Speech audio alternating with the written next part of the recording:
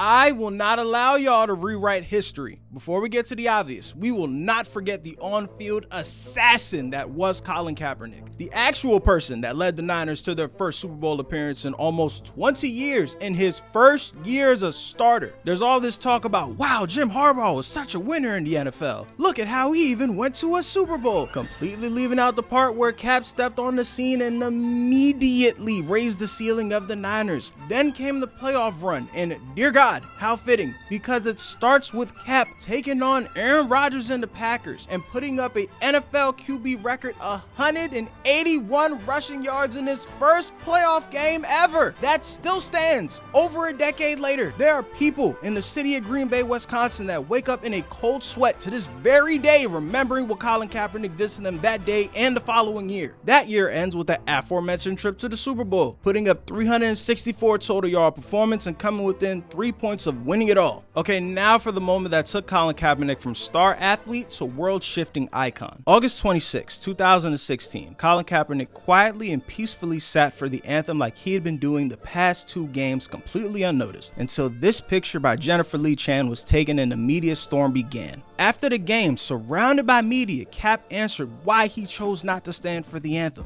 I mean, ultimately, it's to bring awareness and make people realize what's really going on in this country. There are a lot of things that are going on that are unjust, people aren't being held accountable for, and that's something that needs to change. That's something that, this country stands for: freedom, liberty, justice for all. And it's not happening for all right now. The whole interview was 18 minutes, but I only have but so much time here. Go watch it yourself. After meeting with then teammate and former Green Beret Nate Boyer, Colin decided to change his sit to a kneel to still pay respect to the troops while continuing his protest, which is the part the media leaves out, so I will say it again. After meeting with then teammate and former Green Beret Nate Boyer, Colin decided to change his sit to a kneel to still pay respect to the troops while continuing his protest. And here we are, almost 8 years later, and you know what? Moving on. This began the most important moment in the modern era of sports. Colin has forever changed how every network had to discuss sports, made the world drop the facade that politics and sports aren't deeply entrenched within one another. Even the NFL had to take legitimate strides towards supporting social justice initiatives. Colin Kaepernick undeniably changed the world. Unfortunately,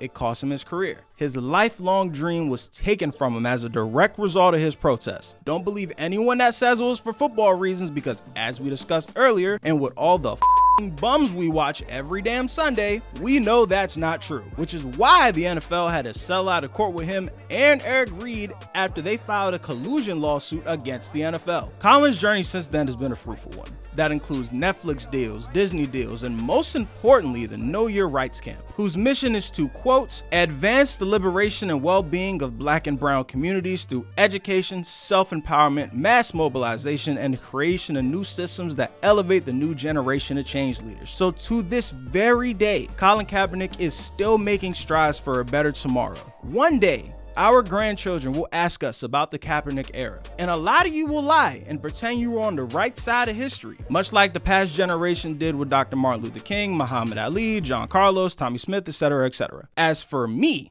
I'll be able to honestly say I gave him his flowers while he could still smell them.